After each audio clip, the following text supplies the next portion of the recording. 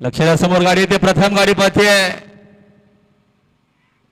समोरचे प्रेक्षक सावचित्त थांबा निर्वाह जोरचे